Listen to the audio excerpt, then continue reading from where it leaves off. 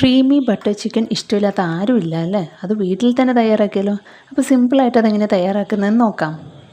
കഴുകി വൃത്തിയാക്കി വെച്ചിരിക്കുന്ന ചിക്കൻ, അതിലേക്ക് ഇഞ്ചി വെളുത്തുള്ളി പേസ്റ്റ്, അതോടൊപ്പം തന്നെ കാശ്മീരി എരിവുള്ള മിക്സ്ഡ് ആയിട്ടുള്ള മുളക് പൊടി, ഉപ്പ് നന്നായി മിക്സ് ചെയ്ത് 1 മണിക്കൂർ ഫ്രിഡ്ജിൽ വയ്ക്കാം.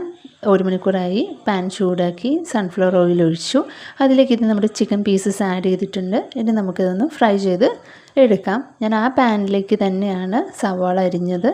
മീഡിയം സൈസിലുള്ള 2 സവാള. അതിലേക്ക് 1 ടേബിൾ സ്പൂൺ ബട്ടറും കൂടെ ഞാൻ ആഡ് ചെയ്യുന്നുണ്ട്. അൺസോൾട്ടഡ് ആണ്. അതും കൂടെ മിക്സ് ചെയ്ത് നമുക്കിതൊന്ന് സോട്ട് ചെയ്തെടുക്കാം. ഇത് നന്നായിട്ട് ഞാനൊന്ന് സോട്ട് ചെയ്യുന്നുണ്ട്. ബട്ടറും ഓയിലും സവാളയും കൂടി മിക്സ് ആകാൻ. അതിലേക്ക് തന്നെ മീഡിയം സൈസിലുള്ള 2 തക്കാളിയും അതോടൊപ്പം ബ്രോക്കൺ കാഷ്നട്ട്സും കൂടിയാണ് ഞാൻ ആഡ് ചെയ്യുന്നത്.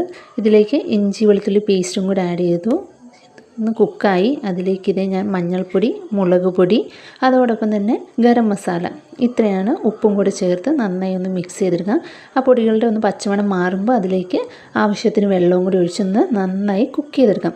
ഏകദേശം ഒരു 20 മിനിറ്റ് ആയിട്ടുണ്ട്. ഇപ്പം അതൊന്ന് അരച്ച് പേസ്റ്റാക്കി അരിച്ചെടുത്തതാണ്.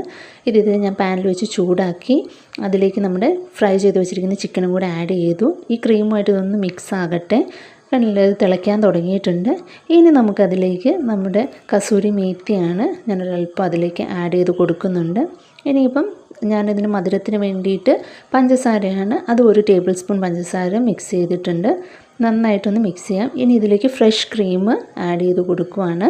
ക്രീം ഉണ്ടാക്കുന്ന വീഡിയോ നമ്മുടെ ചാനലുണ്ട്. പേര് പോലെ ബട്ടറും കൂടെ അതിലേക്ക് ആഡ് ചെയ്തിട്ടുണ്ട്. ഇത്രയേ ഉള്ളൂ.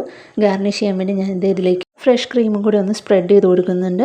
അപ്പോൾ സിമ്പിളായിട്ട് ക്രീമി ബട്ടർ ചിക്കൻ എങ്ങനെ വീട്ടിൽ തന്നെ തയ്യാറാക്കുന്നതെന്നുള്ള വീഡിയോ കണ്ടല്ലോ. അപ്പോൾ ഈ രീതിയിലൊന്ന് എല്ലാവരും ട്രൈ ചെയ്ത് നോക്കണം. നിങ്ങൾക്ക് എല്ലാവർക്കും ഇഷ്ടമാകും. ഇത് ചപ്പാത്തിയുടെ കൂടെയും പൊറോട്ടയുടെ കൂടെയും അതുപോലെ തന്നെ ഫ്രൈഡ് റൈസിൻ്റെ കൂടെയും ഒക്കെ, അതുപോലെ തന്നെ എല്ലാത്തിൻ്റെ കൂടെയും സൈഡായിട്ട് നമുക്കിത് കഴിക്കാൻ പറ്റും.